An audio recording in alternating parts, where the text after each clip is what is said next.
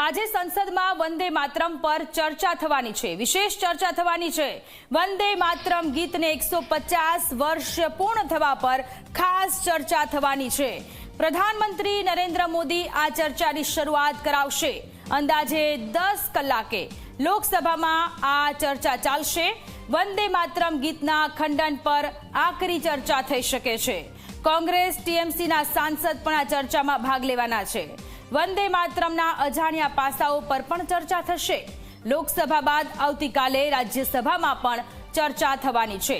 તો થોડીક જ વારમાં લોકસભામાં વંદે માતરમ ગીત પર વિશેષ ચર્ચાનું આયોજન છે, વિશેષ ચર્ચા થવાની છે આજે સંસદમાં। ત્યારે કોંગ્રેસ ટીએમસીના સાંસદ પણ આ ચર્ચામાં ભાગ લેવાના છે।